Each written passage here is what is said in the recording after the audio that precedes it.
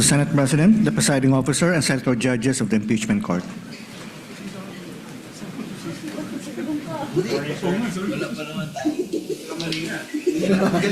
Galing yung busot.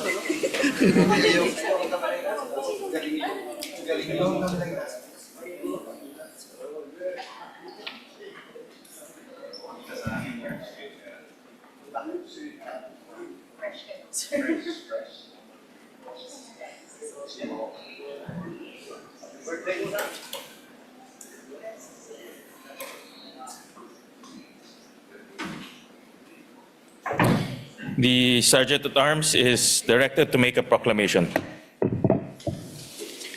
All persons are commanded to keep silent under pain of penalty while the impeachment court is in session for the trial of Vice President Sara Zimmerman Duterte.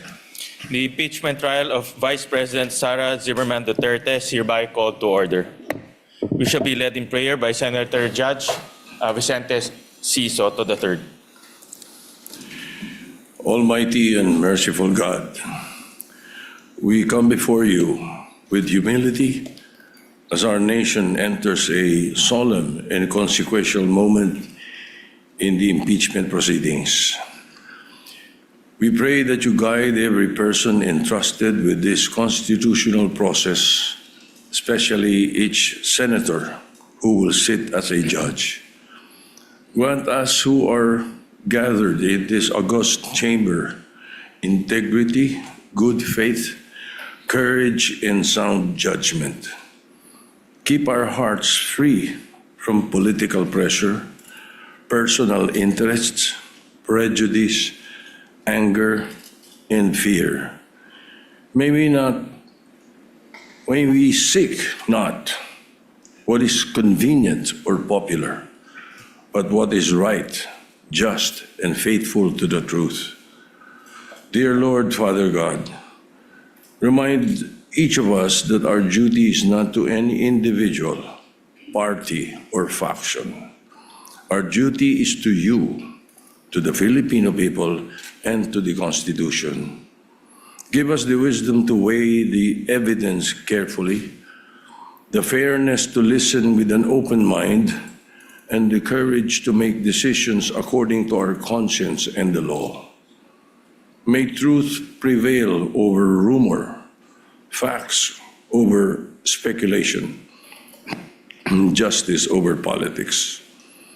Let every proceeding be conducted with dignity, fairness, and respect for the rule of law. Dear Lord, protect our country from division and hatred. Give our people patience, discernment, and faith in the proper institutions of our republic. May your wisdom guide us, may your justice lead us, and may your truth prevail. Amen. Amen. The clerk of court will now call the roll. Call of members. Senator Judge Aquino. Senator Judge Cayetano Alan. Senator Judge Cayetano Pia. Senator Judge De La Rosa. Senator Judge Ejercito. Senator Judge Estrada. Senator Judge Go. Senator Judge Ontiveros. Senator Judge Lacson. Senator Judge Lapid. Senator Judge Legarda. Senator Judge Marcoleta. Senator Judge Marcos. Senator Judge Padilla. Senator Judge Pangilinan. Senator Judge Soto III. Senator Judge Tulfo Erwin. Senator Judge Tulfo Rafi. Senator Judge Villanueva. Senator Judge Villar Camille. Senator Judge Villar Mark. Senator Judge Zubiri. The presiding officer, Senator Judge Escudero. Senate President Gatchalian. With 18 senator judges present, the chair declares the presence of a quorum. In accordance with the rules of procedure in impeachment trials, the chair now recognizes the duly elected presiding officer to preside over the proceedings of the impeachment court. Thank you, Mr. Senate President. If there are no objections, we shall dispense with the reading of the Journal of the Senate sitting as an impeachment court dated August 5, 2026, and shall consider the same as approved. The clerk of court will please call the case before the impeachment court. Case number 004-2026 in the matter of impeachment trial of Vice President Sara Zimmerman Duterte. Appearances of the parties.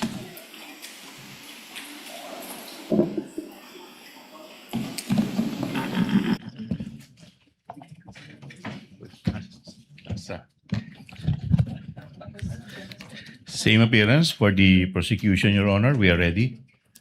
Same appearance for the respondent, Your Honor. We're ready. Thank you and good Your Honor. morning to the counsel for the parties. Yes, Honorable Chua, what is your pleasure? Your Honor, I understand that this is a continuation of the examination of the prosecution's witness. May we request that Attorney Kapunan, counsel for the prosecution, be recognized, Your Honor, please. Yes, Attorney Kapunan is recognized.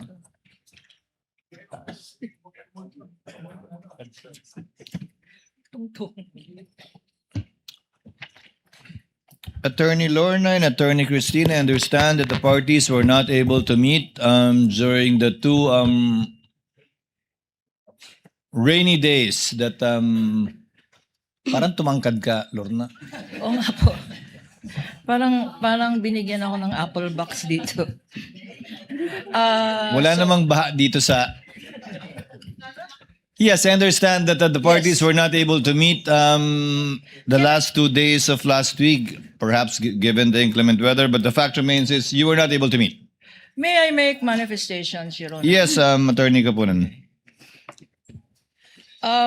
First of all, Your Honor, this honorable court and presiding officer will note that when we broke off last Wednesday, it was very clear that prosecution through this representation made a motion, in fact, modified the motion, that we be allowed to present the documents, 4,492 documents, before the Honorable Clerk of Court. And for purposes of comparison, Your Honor, and this Honorable Presiding Judge will recall that it did issue a directive to the parties to make themselves available on Thursday and Friday of last week, just mutually agreeing on a common time, Your Honor.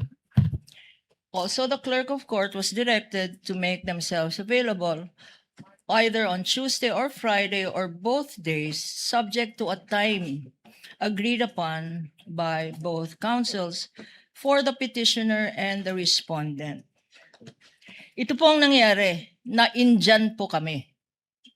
Why do I say that? Wednesday, we made a text message, and I have the text messages here. When do we meet? Tomorrow or Friday?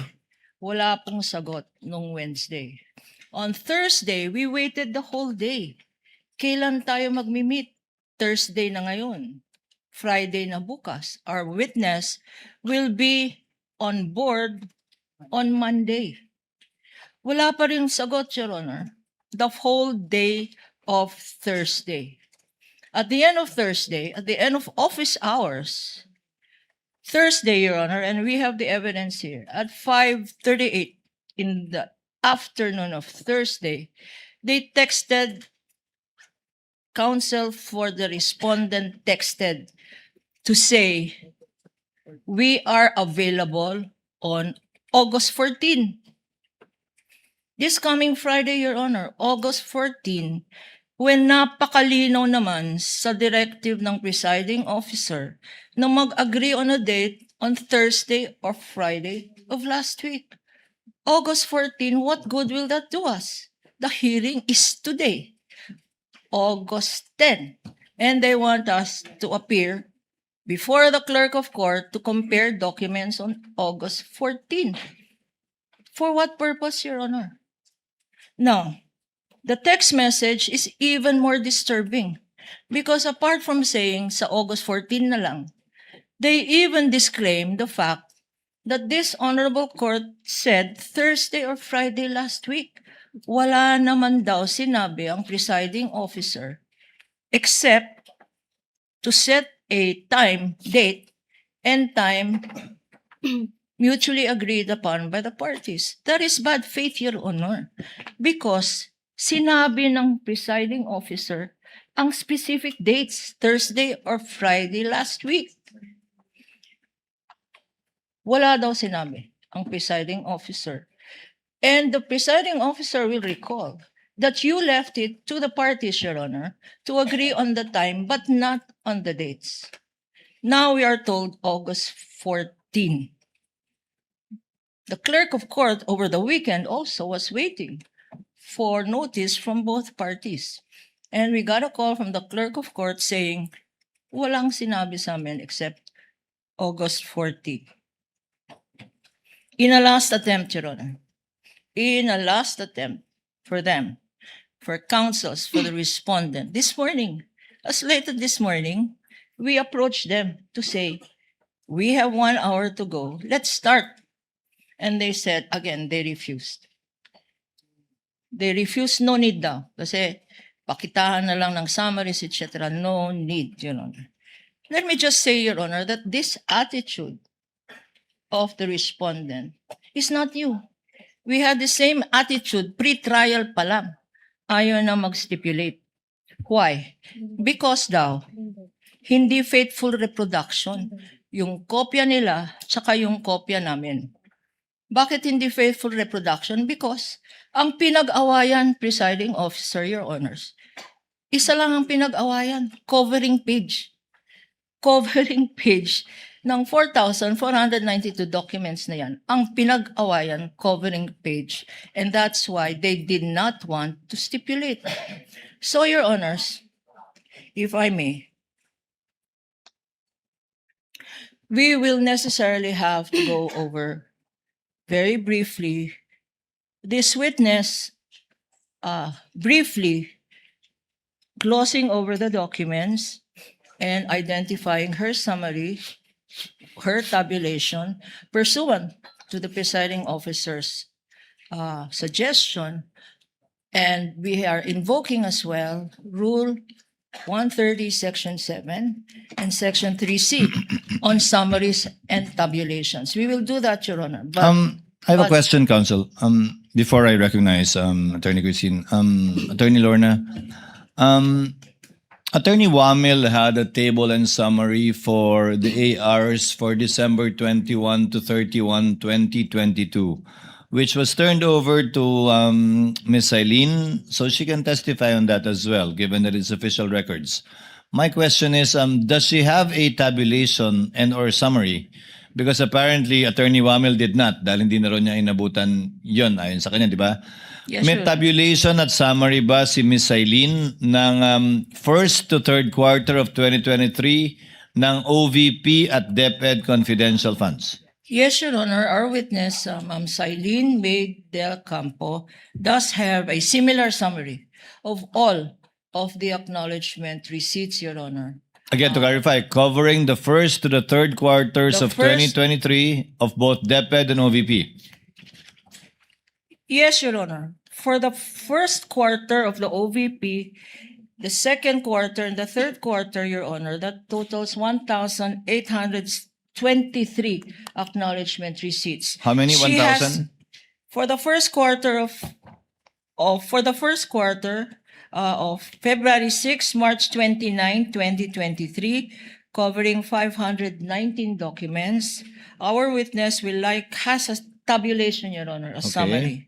Second quarter of OVP? For the second quarter, which is the period April 25 to June 30, 2023, covering 530 acknowledgement receipts, Your Honor, our witness also will be presenting a tabulation or a summary.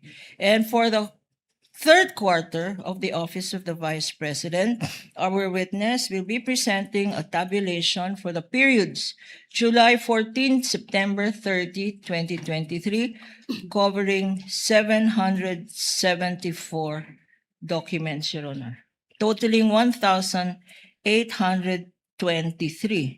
And she will confirm as well the tabulation made for the December 2022 21 to 31, 22 tabulation of Attorney Wamil consisting of 845 documents.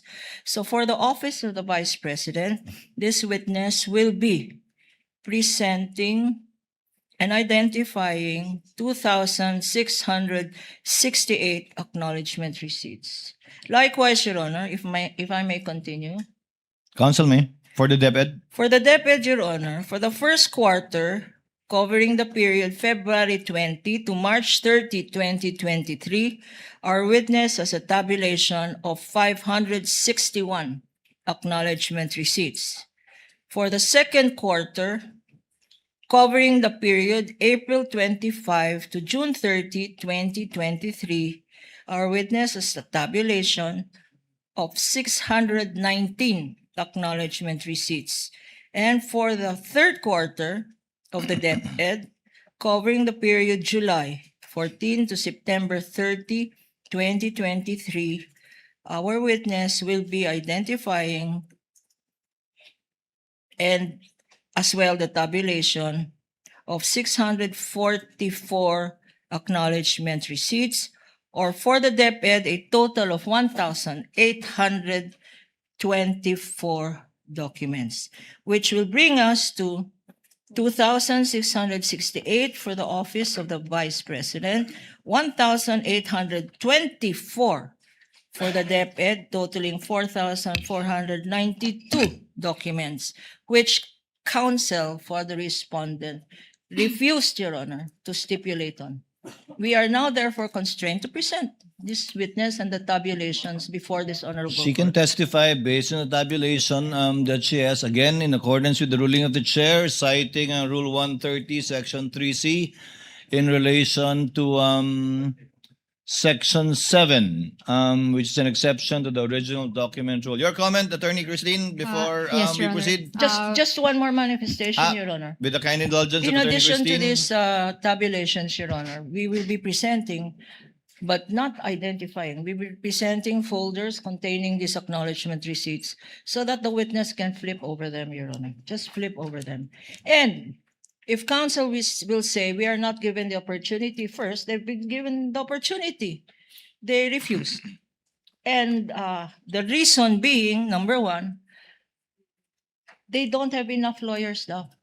We heard on an interview that they did not have enough lawyers and could not schedule, could not follow the directive of the presiding officer.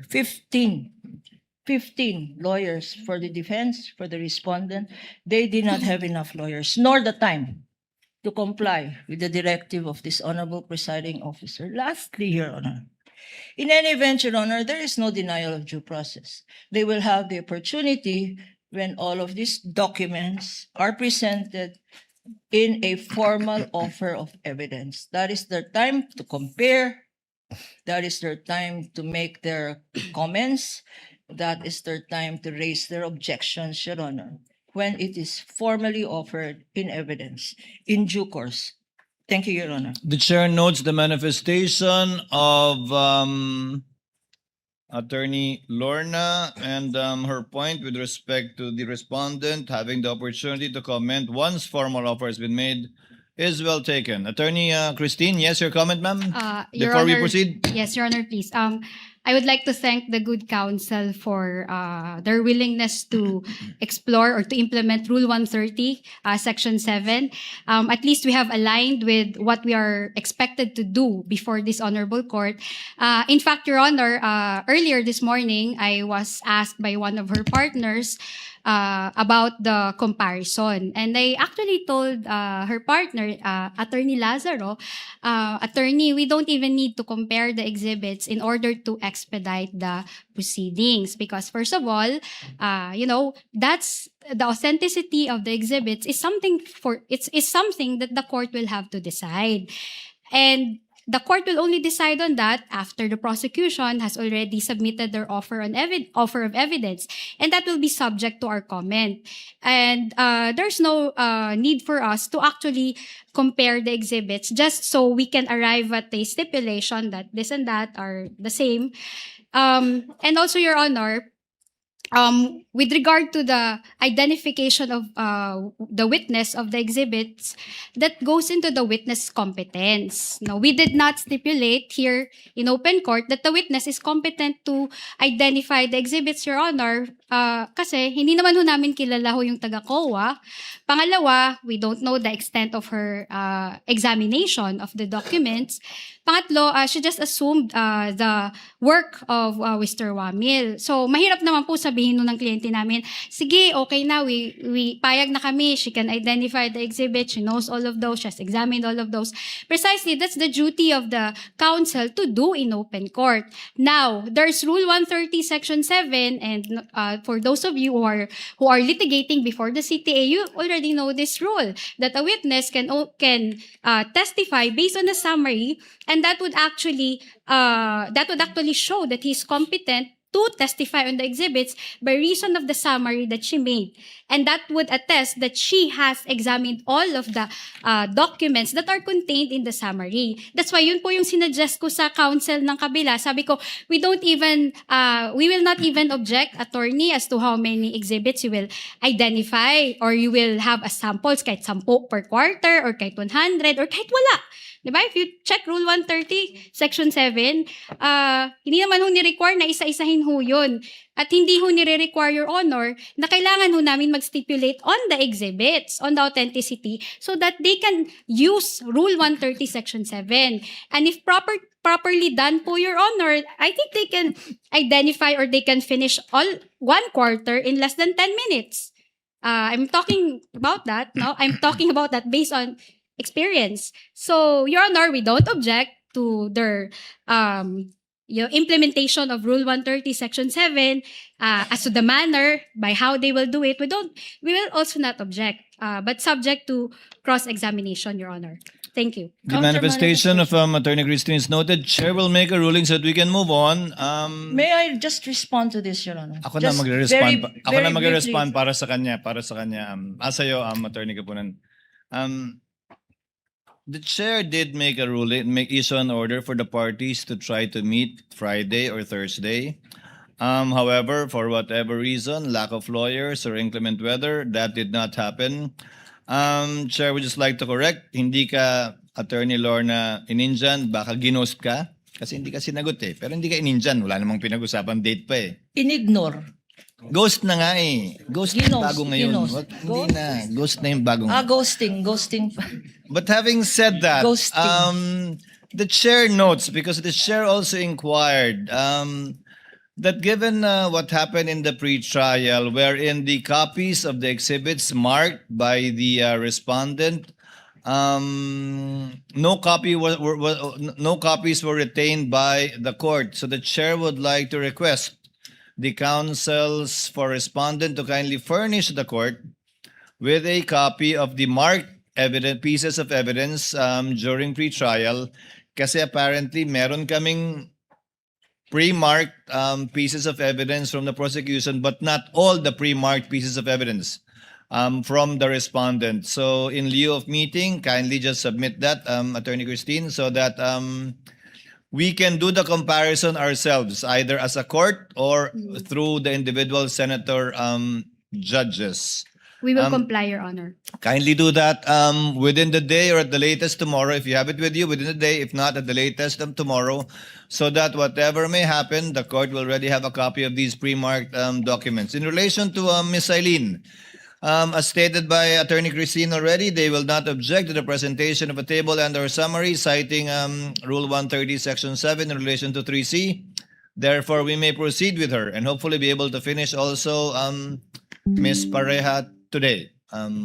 Counsel, can you proceed? Your Honor, please, can I just make a brief manifestation? Yes, Attorney Kapunan. While really, indeed, Section 7, Rule 130 is applicable, may we note that this summary, Your Honor, is being used to establish the rulings, the provision says, when the facts sought to be established is only the general result of the whole. So that summary will just establish the fact that these were the very same documents given by the defense counsel to the COA, Your Honor. And that these were the And- very same documents or ARs used by the COA in coming out with the respective issuances that they did. Yes, To Your include the Honor. And AOMs, so the notices of therefore, suspension, and the notice of disallowance. if we can get that from, because we don't want to be held in ambush with subsequent witnesses who will use some portions of this acknowledgement receipts for subsequent witnesses, Your Honor, who we have subpoenaed for this impeachment proceedings, Your Honor. They might say, and I don't want to speculate, or I don't want to, anyway, ghosting ba yun? I don't want to anticipate the strategy, but we will have subsequent witnesses who will testify to specific acknowledgement receipts, Your Honor. And they might say, you did not identify them, you only identified the summaries. So, Your Honor, if we can get a stipulation now from counsel for the defense that when a acknowledgement receipt is presented through another witness, Your Honor, they will not object because precisely they stipulated that the summary Counsel, again, let's abbreviate the proceedings. That's always subject to cross. subject If you present to a cross, Your Honor. document and their copy says otherwise, then they can confront the witnesses during cross-examination as to the difference of that document. But if not, then I guess they will skip crossing the witness on that point. As an implied admission that indeed the document she based it on or the document she testified on is indeed the same copy as what they do. But by that time, counsel, we will have a copy already of both documents and the court can In make fact- the appropriate ruling at the appropriate time. One last, Your Honor. One Yes, Attorney last. Kapunan. Attorney Lorna. We would have preempted. We would have saved this honorable court considerable time if they just agreed to use their documents. We don't need even this clerk of court, even the presiding officer, even the honorable judges don't need to make comparison. We are amenable to use the defense exhibits, Your Honor. Attorney may I- Lorna. Because these exhibits, Your Honor. Attorney Lorna, the chair considered that too when you made that manifestation. However, as I said, given the fact that we don't have a copy, I guess you don't have a copy too of their exhibits. So they Can would I have to sift through each and every exhibit marked with their own marking to look for, let's say, a particular name in the AR. So once we get the copy, we will furnish you with a copy and you can use that copy if you wish at the appropriate time as well. So asking for a copy will solve many issues, Attorney Lorna. Attorney Please, Christine, please, yes, yes, you want Your to... Quick reply, Your Honor. Actually, it doesn't matter if they will use our own exhibits, Your Honor. It doesn't even make their witness competent. That is why we are here in open court to establish the competence. So kahit pagamitin ho namin yung exhibit namin, kung hindi naman ho competent yung witness nyo to identify those exhibits, it will still be a waste of time. It will be useless. Thank you for that, counsel. Let's now move on. Call your witness, Attorney Kapunan, Attorney Lorna. Clerk of court is directed to kindly escort or assist Ms. Eileen May del Ocampo to the witness stand. Your Honor, would like to call our witness, Ms. Eileen May L. Del Campo.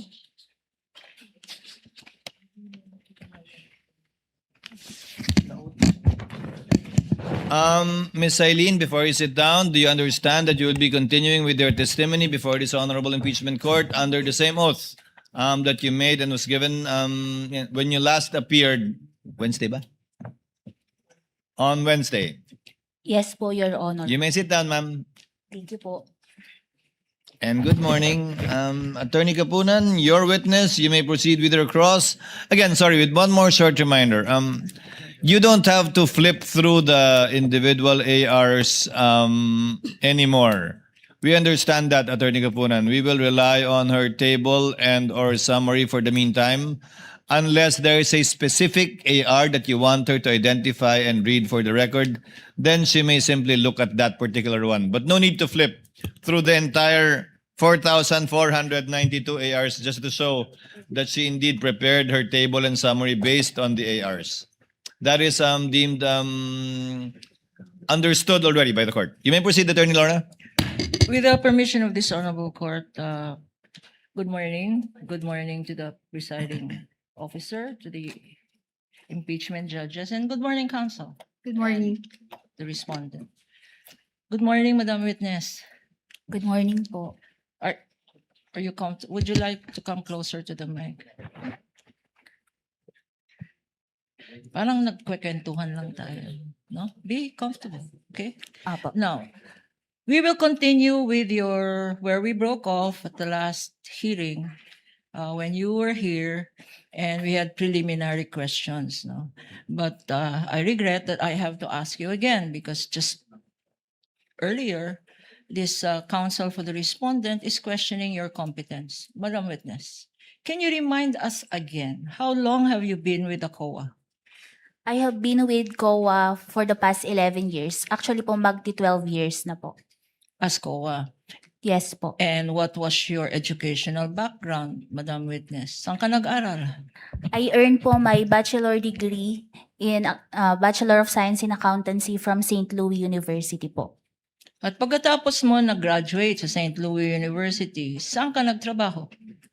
Ang una ko pong naging trabaho is as junior auditor sa isang private firm po sa Baguio City. And after that, After 2 years po, nag-apply na po ako sa COA at doon na po ako nag-start noong And what- August 26, 2014.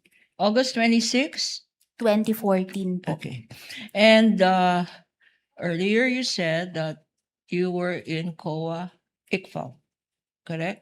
Yes po. And what particular activity or duties did you have with this office?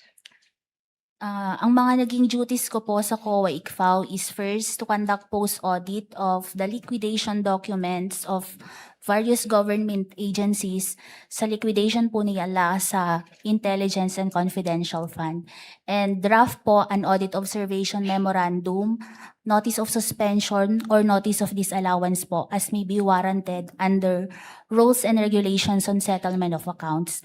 And after pong mag-respond nung agency, ako rin po ang nag-evaluate ng mga responses po sa mga AOM at notice of suspension. So based on your narration, 11 years mo na ginagawa to? Nag-i-issue ng audit, observation, memorandum, notice of suspension, notice of disallowance, at pinag-aaralan rin ang mga response ng mga national agencies na covered ng Confidential and Intelligence Fund. Yes po, tama po. Tell us, Madam Witness, how many of these national agencies, local government units, public officials, have you conducted a post-audit? Yung sa national government agencies po, more than 20 na. Sa local po, madami-dami na rin po, mga more than 50. Sa GOCCs naman po, mga less than 10, mga 5 to 10 po. So more than 20 national agencies, tama? More Opo. than 30, 50 local government units? Yes po. And, Mga GOCCs po, mga less than 10. okay. So when you took over, nung ikaw ang take over kay Attorney Wamil, nung February, when he retired or was transferred to another COA office in February 2024, you were then at that time also in COA ICFAO. Yes po, tama po. And ano naman ang participation mo, if any, dito sa pag-post-audit ng confidential funds ng Office of the Vice President at ng DepEd Secretary? Sa Office of the Vice President po, ang naging participation ko po is dun sa for the period December 21 to 31, 2022, ako po ang nag-evaluate ng response nila sa notice of suspension. Doon naman po sa first to third quarters ng 2023, ako po ang nag-evaluate sa response nila sa mga audit observation memorandum. Sa DepEd naman po, ako po ang nag-evaluate ng responses nila para dun sa dalawang AOM for the first to third quarters of 2023. Okay, Madam Witness, you took over the functions, or you took over yung mga inaudit ni Attorney Wamil. Are you aware na gumawa siya ng isang tabulation tungkol sa acknowledgement receipts for the last quarter of the Office of the Vice President, December 21 to 31? Are you aware na merong ginawang tabulation si Attorney Wamil? Yes po, aware po ako sa tabulation ni Mr. Wamil. If this tabulation is shown to you, and for purposes of identification, Your Honor, this has been previously marked in evidence as P-1-29 for the prosecution. Showing to you, Madam Witness, please go over this tabulation prepared, and may we ask permission for Attorney our associate, Attorney J. De La Cruz, to be allowed to present this to the witness. Assisting counsel of the parties may approach.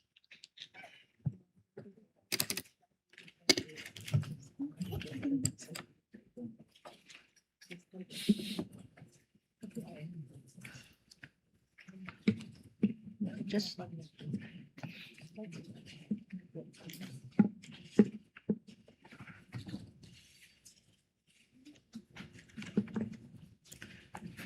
for the record, Your Honor, the witness is going over the tabulation submitted and marked by by Attorney Wamil, and it is Exhibit P-1-29. Noted and made part of the records. Do you confirm, Madam Witness, that ito ang tabulation na sinubmit ni Attorney Wamil sa COA ICFAO office na minana mo sa kanya? Yes po, ito po yung tabulation na kasama po doon sa mga documents na na-forward sa akin. Okay. After you received these documents from Attorney Wamil through the office of the COA ICFAO, what happened next? After po ma-issue yung notice of suspension sa OBP, nag-submit po sila ng response noong March 13, 2024 po. Itong response na sinasabi mo, meron ka bang kopya? And if shown to you, itong response ng Office of the Vice President, will you be able to identify the same? Yes po. Your Honor, for easy reference of the presiding officer and this impeachment court, may we ask permission to flash it in the screen, Your Honor? Counsel may do so. You're referring to Exhibit P-1-13-B Yes, Your Honor. and Respondents 1-120 OVP. This is stipulated document, Your Honor. You may proceed, So counsel. the counsel for the defense is now looking at it. Madam Witness.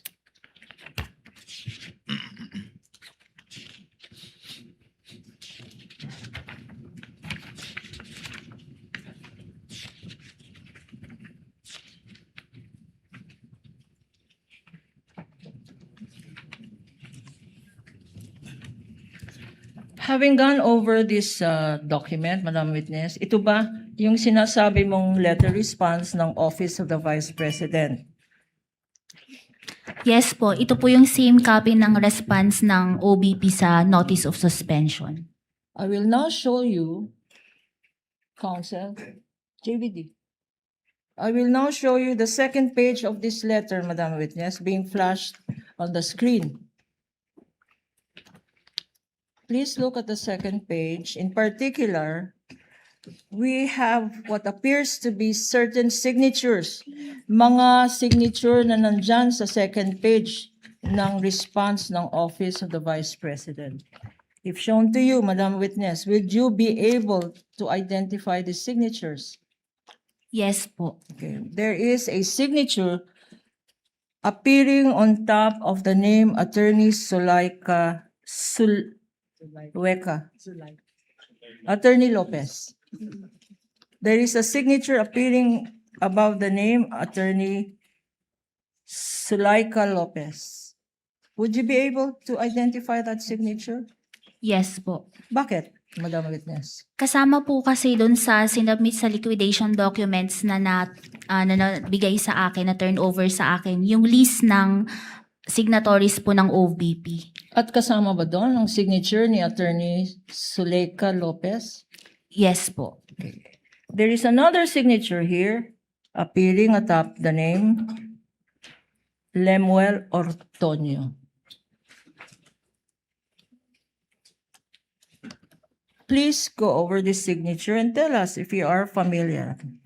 Nakikilala mo ba tong signature ng isang Ortonio sa dokumentong ito? Yes po. Why, Madam Witness? Kasama din po ito doon sa list ng specimen signature na nasubmit po sa amin doon sa liquidation documents nila. Okay. And pag alam mo, sino ba itong Attorney Sulaika Lopez? Based po dito sa dokumento na to, siya po ang Chief of Staff ng OBP. Okay. Undersecretary po at Chief of Staff. Ito naman Mr. Lemuel Ortonio. Sino naman tong Lemuel Ortonio na to?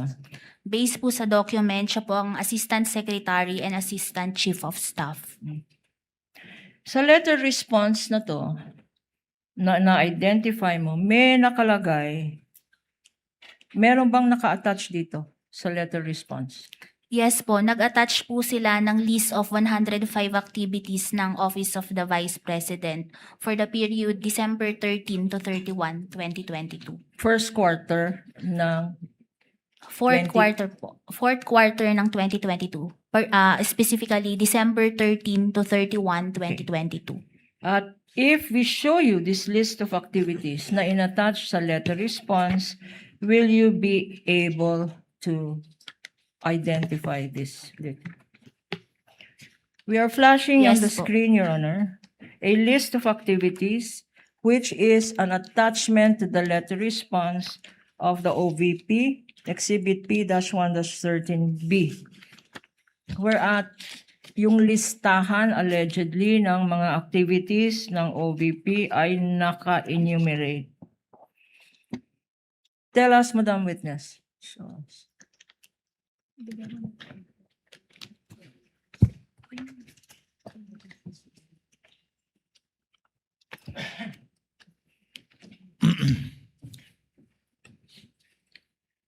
likewise, flash on the screen. Tell us, Madam Witness, ano ang significance nitong mga list ng activities na sinubmit ng Office of the Vice President sa kanyang letter response? Anong ibig sabihin nun?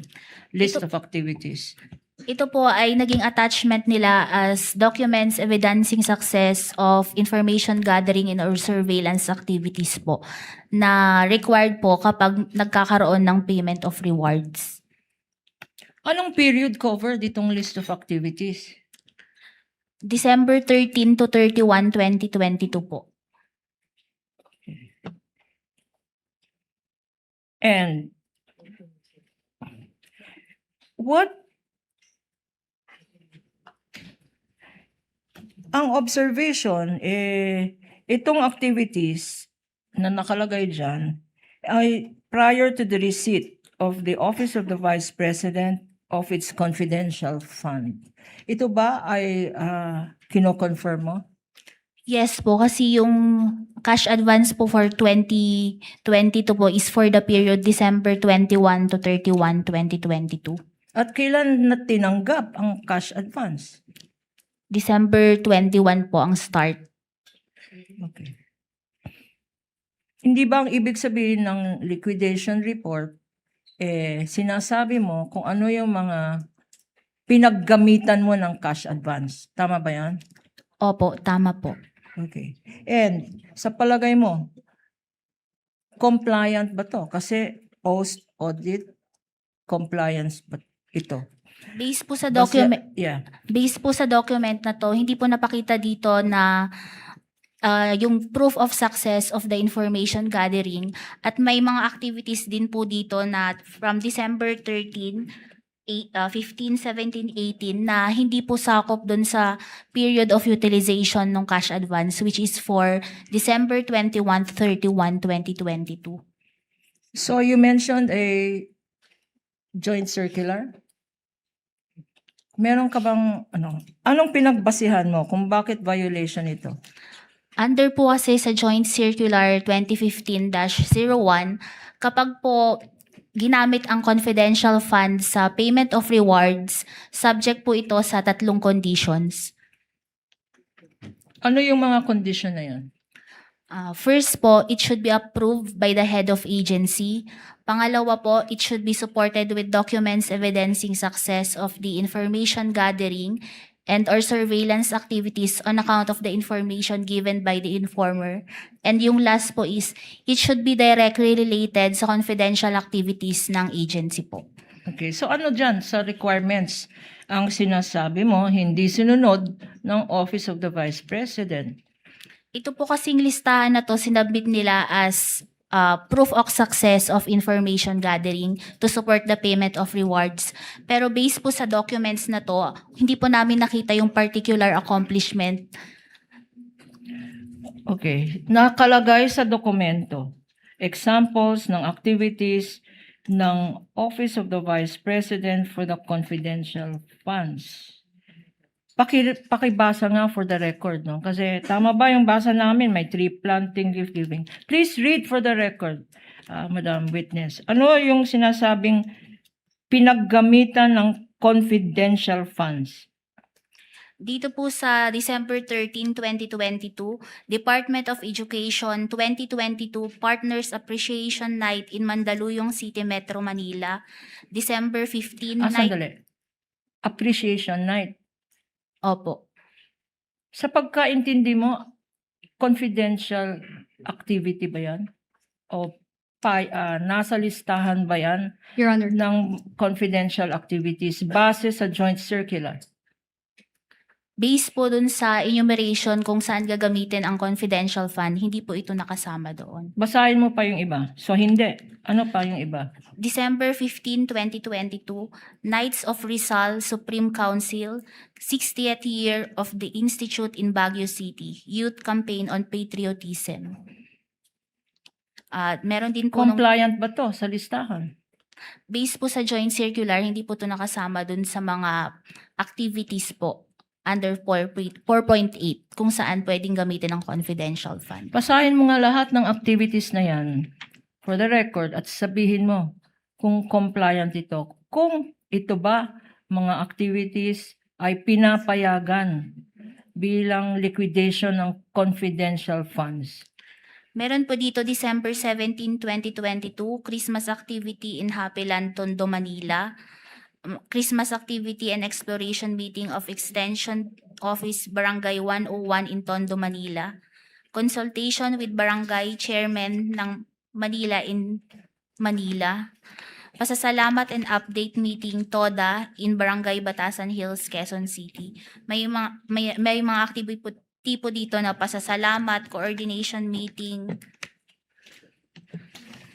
may mga tree planting po, distribution of wheelchairs, gift giving, medical mission, at iba pong activities ng mga satellite offices po ng Office of the Vice President. Sa joint circular na minention mo, can you remind us, ano ba talaga ang definition ng confidential funds? Ang confidential fund po, ito po yung lump sum amount na nasa General Appropriations Act na gagamitin po for confidential activities po ng isang ahensya. At itong binasa mo, tree planting, napakadaming Christmas party, napakadaming award ceremony, yan ba ay pinapayagan sa sinabi mong definition ng confidential funds? Hindi po. Hindi po. With the indulgence of Your counsel. Honor, please. With the indulgence of counsel. Ms. Eileen, maliban sa hindi pinapayagan o pasok sa pwedeng paggastosan ng confidential fund, yung mga binasa po ninyo, yung gastos ay ginawa rin bago na encash yung cheque.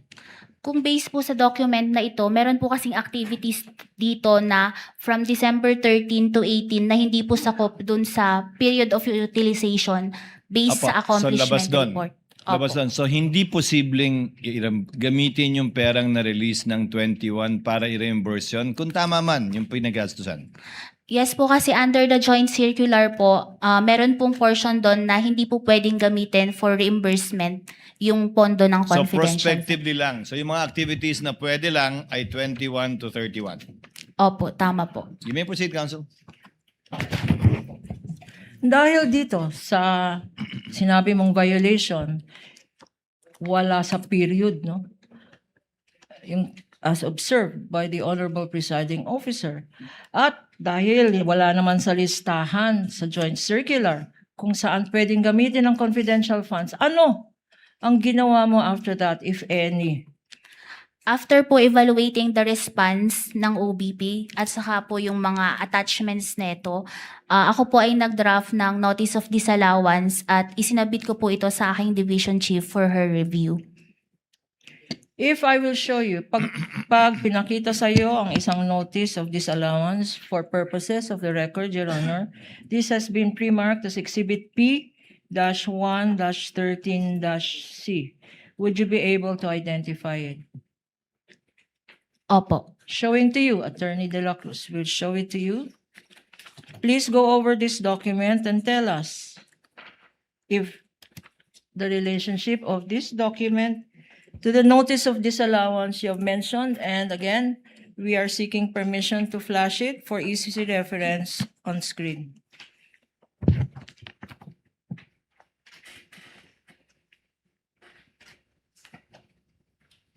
Opo, yun po yung same copy ng notice of disallowance na inisyu namin sa Office of the Vice President. Please look, Counsel, please look at this notice of disallowance. There is a signature there.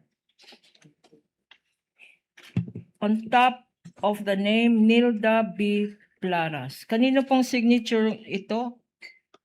Si Assistant Commissioner Nilda Plaras po ang officer in charge ng ICFAO nung ma-issue po ang dokumento na ito. Anong ibig sabihin pag pinirmahan ng isang assistant commissioner ang isang notice of disallowance na draft mo? Ito po is for release na po sa na-approve po niya kung ang laman nito at for release na po ito sa agency. For release ng agency, okay. Tell us, Madam Witness, itong notice of disallowance ng COA ICFAO, yung recommendation mo, at yung inapprove ng Assistant Commissioner for release, magkano? Magkano ang disallowed ng COA ICFAO? Ang disallowance po is 73,287,000. Ano naman ang basis ng disallowance na to? Ang disallowance po na to, binubuo po ito ng first, yung payment of rewards in the total amount of 69,787,000. Before you proceed, Your Honor, please, this is being flashed on the screen. This is the first page of Exhibit P-1-13-C, which is the notice of disallowance identified by this witness. First page dyan, Madam Witness, ano ang breakdown or basihan ng iyong notice of disallowance? Yung 73,287,000, ang bumubuo po dito is yung payment for rewards amounting to 69,787,000 plus yung 3.5 million for payments for tables and chairs, desktop computers, and printers po. Dalawang amount na naka-indicate dyan. Bakit dalawang amount? Paki-explain. Ito po ba yung sa number 1 na yung 69,587 at yung sa... In number one, in item number 1, if you can check your document on the screen, item number 1 sa notice of disallowance, dalawa ang amount na nakastate. Isa, 69,587,000 at yung isa ay 69,787,000. Ito ba ay typo, discrepancy? Bakit may hindi pareho itong amount? Ito po ay isang typographical error po. Ang tamang amount po is 69,787,000. Okay. Ngayon naman, Madam Witness, let us go to page 2, item number 2.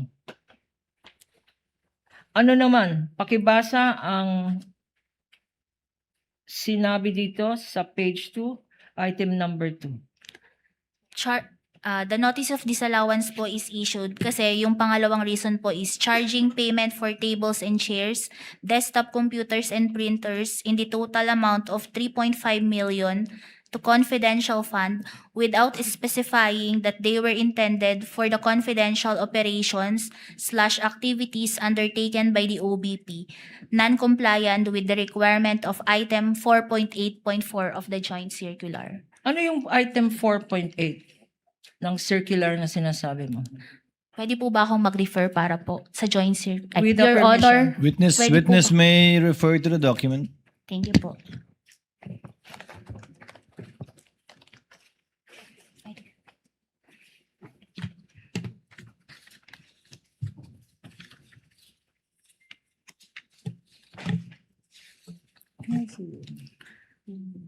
Based po sa item 4.8.4 ng Joint Circular, purchase or rental of supplies, materials, and equipment for confidential operations that cannot be done through regular procedures without compromising the information gathering activity concerned. Okay. Bakit ito ay naging basehan ng disallowance nung tables and chairs na yan? Di ba confidential yon? Kung Hindi- saan binili yung table and chair na yan, di ba confidential yon, Madam Witness? Hindi po kasi nila in-specify na the payments for yung tables and chairs and desktop computers were used for confidential operations po. Wala po silang nasubmit na any explanation dun sa response po nila. Kailangan ba mag-submit ng... Anong mga kailangan i-submit na dokumento by way of... Para explain kung saan ginamit tong tables and chairs, laptop, tsaka... Anong hinahanap ninyo sa post-audit? Dapat po mapatunayan nila na ito ay binili para po sa confidential operations ng ahensya. At anong kailangan na dokumento? And since this pertains po sa as purchases, dapat po supported ito ng either sales invoice or official receipts po. Okay. Sa pag-evaluate mo nitong dokumentong sinabmit ng Office of the Vice President, meron ba yung mga official receipts, sales invoice na sinabmit? Wala po. Isa, dalawa, tatlo. Walang sinabmit, Madam Witness? Wala pong mga resibo po. Okay. Now, based sa iyong audit, sino-sino ang liable persons dito sa in connection with this notice of disallowance na binasa mo? Sino-sino ang mga persons na responsible or accountable dyan sa pinakita mo? Ang mga persons po na liable or responsible is first po the head of agency, Vice President Sara Duterte, the Special Disbursing Officer, si Ms. Gina Acosta, at ang Chief Accountant po na si Ms. Julieta Villa del Rey. Okay. Sa document na yan, pwede bang pakita mo yung mga pangalan na sinabi mo? Nasa page 2 po. Showing to you page 2, Madam Witness, and being flashed on the screen. Please tell us if these are the very same persons na sinabi mo na accountable. Yes po. Bakit sila accountable? Unang-una po, yung si Vice President Sara Duterte po, siya po ang nag-approve ng transaction and including the utilization of the cash advance. Saan nakalagay dyan na siya ang nag-approve? Yun pong sa accomplishment report. And then, kay Ms. Gina Acosta naman po, dahil siya ang Special Disbursing Officer and she disbursed po the cash advance. Ito naman Villa del Rey. Bakit sinasabi mo na accountable officer siya? Nag-certify po siya dun sa backseat ng liquidation report na ang supporting documents are complete and proper. Hindi ba nila ginawa ito? Yung mga sinasabi mo na kailangan sa joint circular? Yes po. Yes. It kasi po yung participation nila sa transaction, kaya po sila nasama sa persons na liable po sa transaction na ito. Dahil first, si BP Sara bilang siya ang head of agency at siya po ang nag-approve ng transaction and utilization ng cash advance. Pangalawa po, ang naging participation po ni Ms. Gina Acosta is siya po ang Special Disbursing Officer at siya po yung nag-disburse ng cash advance. At kay Ms. Julieta Villa del Rey naman po, sinertify niya na complete and proper yung supporting documents pero hindi po complete and proper yung nasubmit po sa amin. Okay. Madam Witness, nag-issue ang COA ICFAO ng notice of disallowance. What happened next, if any, kung maalala mo? Noon pong February 5, 2025, nag-appeal po ang Office of the Vice President. Nag-file po sila ng petition for review sa Commission proper. And do you know what happened to this petition for review? Nung April 10, 2026 po, naglabas ng decision ng Commission proper at na-furnishan po ang aming office and inaffirm po nila yung notice of disallowance in the total amount of 73,287,000. So yung petition for review, disallowed pa rin. Noon pong lumabas yung decision ng Commission proper, inaffirm po nila yung disallowance. Magkano yung disallowed ng commission proper? Same po sa nasa notice of disallowance namin, 73,287,000 po. At ano naman ang ibig sabihin ng disallowed? Ang notice of ang disallowed po is sa level ni ICFO po kasi pag issue kami ng notice of disallowance, meron na po silang we demand them to ibalik po yung pondo. Pero meron pong remedy which is yung ginawa nila, nag-file sila ng petition for review po sa commission proper. At ano naman ang nangyari sa petition for review na yan? Ayun nga po, nagkaroon ng COA decision na inaffirm po nila yung notice of disallowance. Pagkatapos na inaffirm yung notice of disallowance ng commission, ano ang ginawa? If at all. Nung May 2026, meron po silang final na motion for reconsideration. So nag-file ng motion for reconsideration ang Office of the Vice President. Anong nangyari sa motion for reconsideration na final? Tungkol dito sa decision na ibalik ang 73 million na yan. Ano ang status? Wala pa pong naging decision ang commission proper po. Pending resolution po. Okay. Punta naman tayo sa first quarter and second quarter of 2023, which covers the Office of the Vice President's liquidation of confidential funds.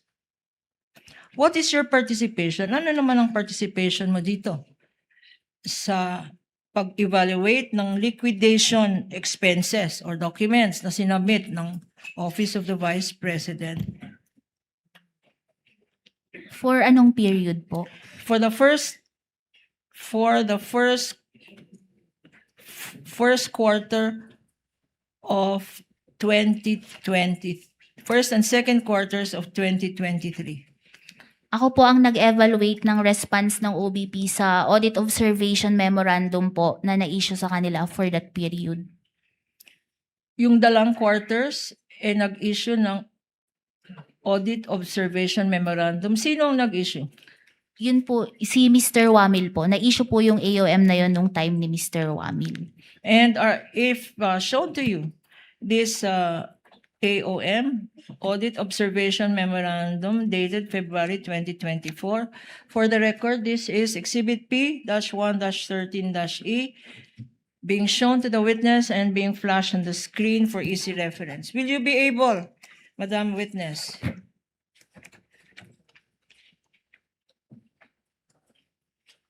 to identify the same? Your Honor? For the record, this is a stipulated document. Yes po.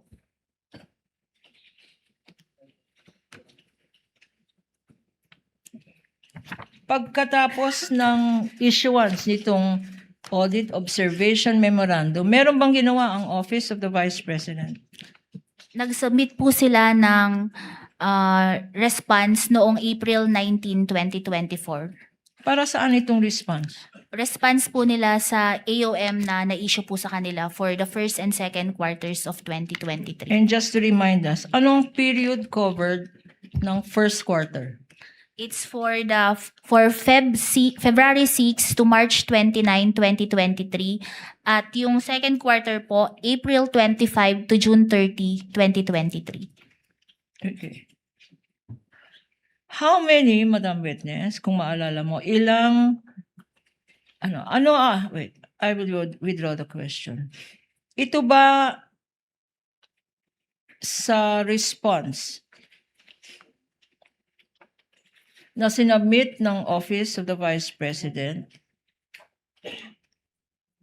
ano ang mga naka-attach dito sa response na to? Sa response po nila, nag-attach po sila ng acknowledgement receipts, certification ni Colonel Lachica at mga protective intelligence operations reports po. Before we go to those documents na sinasabi mo, sa response being shown on the screen, there is on the second page, Counsel, will you show the second page? There is a second page. There is a signature appearing on the second page of the response. Whose signature is that appearing above the name Attorney Lopez? Opo, Kaninong signature yan if you know? kay Attorney Zuleika Lopez po. At dito naman, above the name Mr. Ortonio. Kay Mr. Limuel Ortonio po. And you are familiar with these signatures for the same reasons you stated earlier. Yes po, tama po. Sa response na sinubmit ng Office of the Vice President, sinabi mo kanina meron mga acknowledgement receipts, no? If shown to you, a summary, these acknowledgement receipts? How many acknowledgement receipts were attached to the response for the first quarter of 2023? Yung sa first quarter po ng 2023 is 519. 519 acknowledgement receipts. At sinabi mo kanina, this covers the period February 6 to March 29, 2023. Tama? Opo, tama po. Okay. Sa second quarter of 2023, ilan naman ang acknowledgement receipts ng sinubmit ng Office of the Vice President? 530 po. So pag total number ng acknowledgement receipts for the first quarter and second quarter is how much? 1,049 po. Okay. At Madam Witness, if shown to you these acknowledgement receipts or a summary,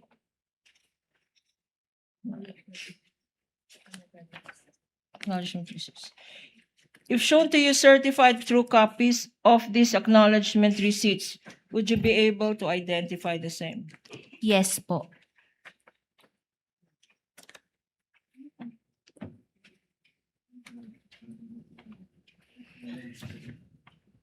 By agreement with the Honorable Presiding Officer, Your Honor, in lieu of this witness glossing over or looking over the documents, but they are in front of her, Your Honor, we manifest that she has prepared a tabulation. Yes, Madam Witness, as agreed to also by counsel for the respondent, the witness need not peruse individually and flip over, as the word used by counsel, these ARs, and may refer to her tabulation and her summary that she prepared with respect to, Ma'am Sailin, the first and second quarter of 2022 for the ARs, acknowledgement receipts, for the Office of the Vice President. You may refer to your table and or summary, ma'am, if you have one. Your Honor, please, may we also make the manifestation, Your Honor, for future witnesses, Your Honor. This should not dispense with our future witnesses being able to identify, to use and to identify certain acknowledgement receipts, Your Honor, Without which are prejudice- part of the summary or tabulation. Without prejudice to the reservation of counsel, the court will allow it. Ms. Eileen, or Attorney Lorna, can you kindly give us a copy? Because that is not yet a marked document, right? Your Honor, for the record, That is not a We are pre-marked handing over- document, rather. The table. This summary, Your Honor, hindi po ito pre-marked. But we are now giving a copy to the Honorable Presiding Officer and to counsel for the respondent. Yes, kindly do so. The clerk of court is instructed to reproduce the copy to be able to give each center judge with a copy of the table or summary. Pakikuha na lang.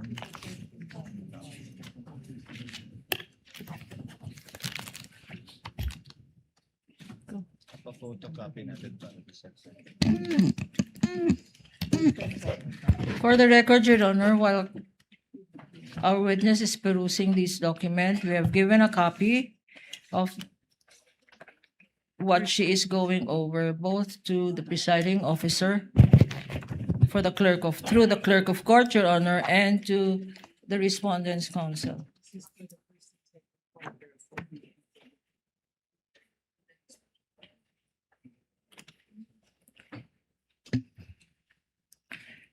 And again, for the record, this is for the first quarter, February 6, March 29, 2023, consisting of 519 documents in that summary, and second quarter of the Office of the Vice President, covering the period April 25 to June 30, 2023, consisting of 1,049 documents, Your Honor, total for both quarters. And, Your Honor, we will be requesting through the clerk of court, Your Honor, at some time, that this be marked as exhibit, the tabulation being identified by the witness be identified for the first quarter as P-1-30-Q-1 and series. And the tabulation for the second quarter be marked as exhibit P-1-31-Q and series, Your Honor. The aforementioned tabulations and their summaries are hereby ordered to be so marked by the clerk of court at the appropriate time. We have selected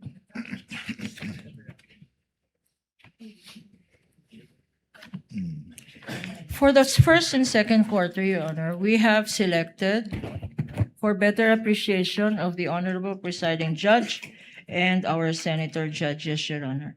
We have selected certain acknowledgement receipts, which we request be shown to the witness Assisting counsel when may she approach. is done.